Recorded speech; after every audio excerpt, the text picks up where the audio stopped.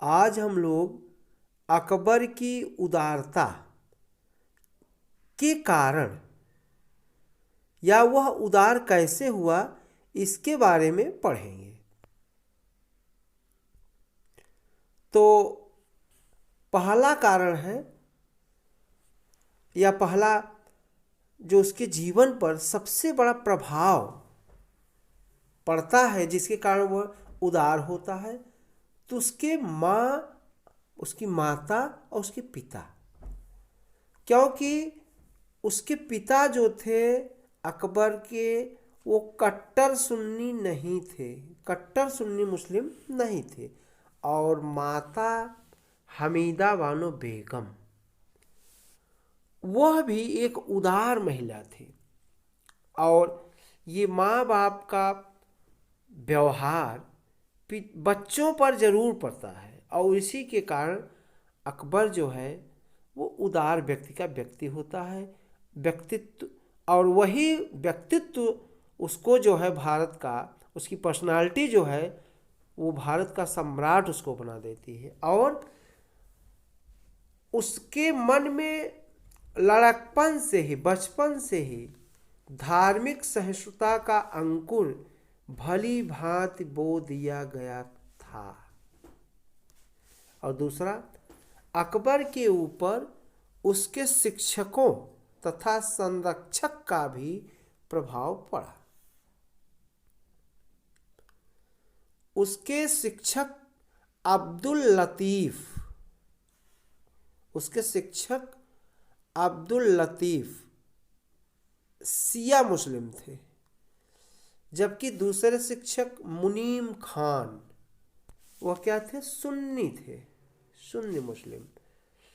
और उसका संरक्षक बैरम खान, बैरम खान, बैरम खान खुद जो है एक शिया धर्म से संबंधित था।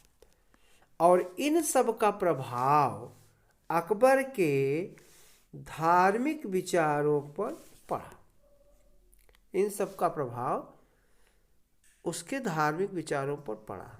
और तीसरा है उसकी राजपूत रानियां, उसकी राजपूत रानियां उसके धार्मिक विचारों में प्रभाव डाली। और चौथा, धार्मिक विचारों में जैसे जोधाबाई जो बिहारी मल की पुत्री थी, तो कोई भी व्यक्ति भाई जिस धर्म का रहेगा वह अपने अनुसार आचरण व्यवहार करेगा। और ये सब बातें अकबर के व्यक्तित्व पर प्रभाव डाल रही हैं। चौथा क्या है, 1575 ईस्वी तक अकबर अपने वाह जीवन में सुन्नी धार्मिक यहाँ होगा कार्यों, धार्मिक कार्यों या धार्मिक तरीके से पालन करता था।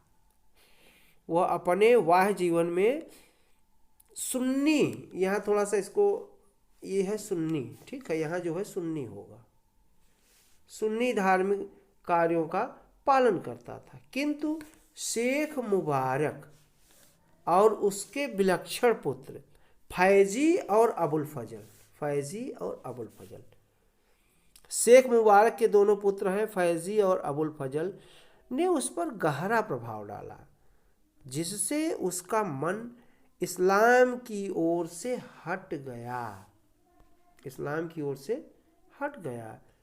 यह दोनों भाई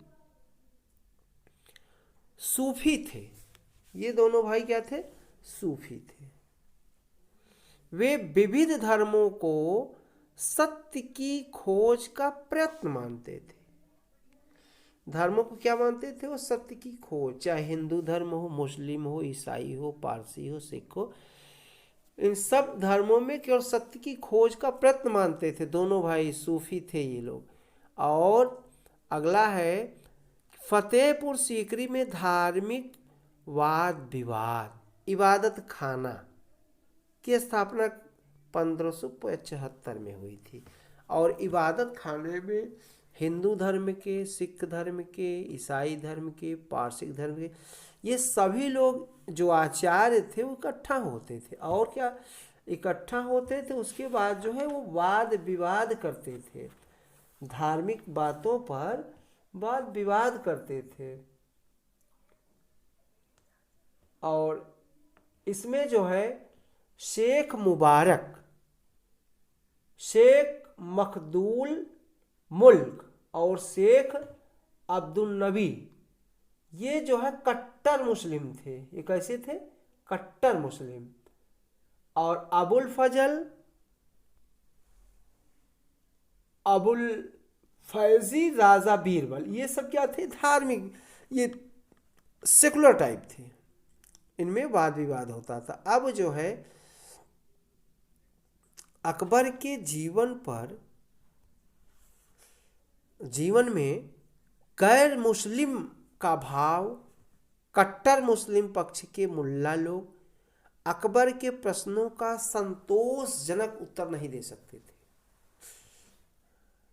गैर मुस्लिम भाव, अकबर में जो है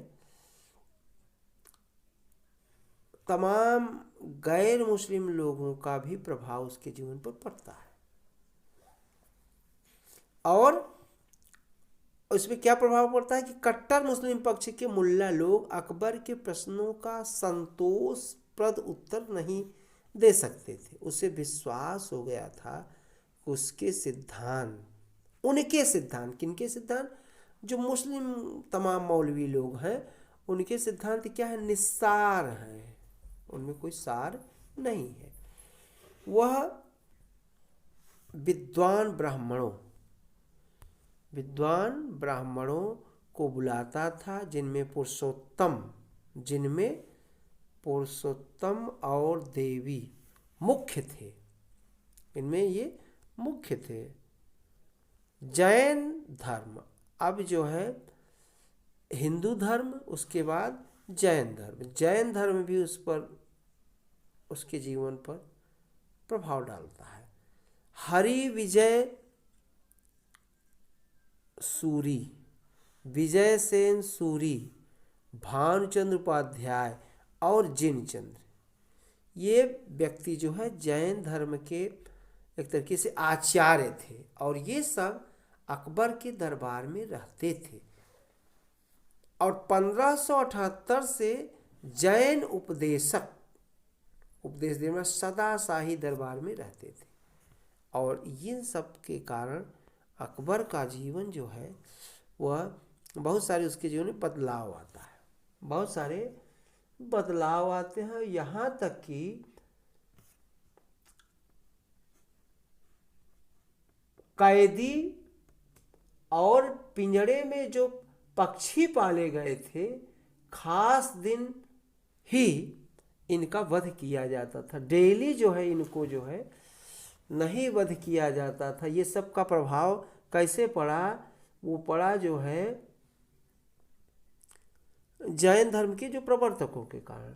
और जैन उपदेशक सिद्धचंद्र ने अकबर से लाहौर में भेंट की और यथोचित रीति से उसका सम्मान हुआ, यथोचित रीति से उसका सम्मान हुआ।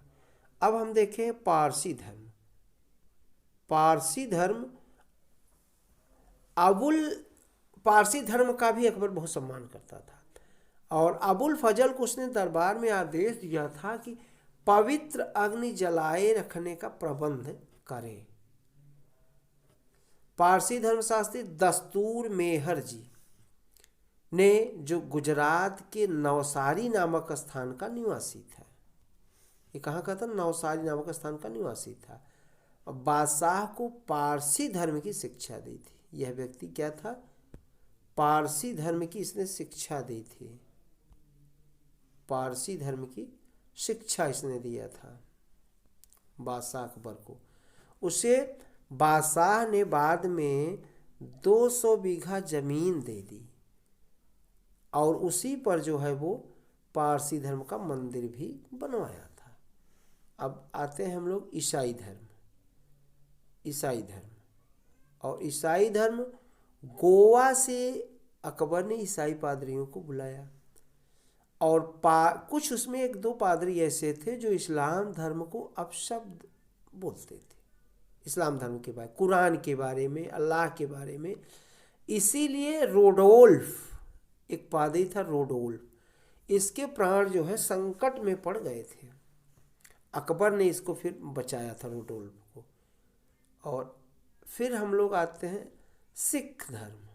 सिख धर्म, एक बार उसने सिख गुरु की इच्छा अनुसार पंजाब की प्रजा की भलाई के लिए 1 साल का लगान माफ किया था।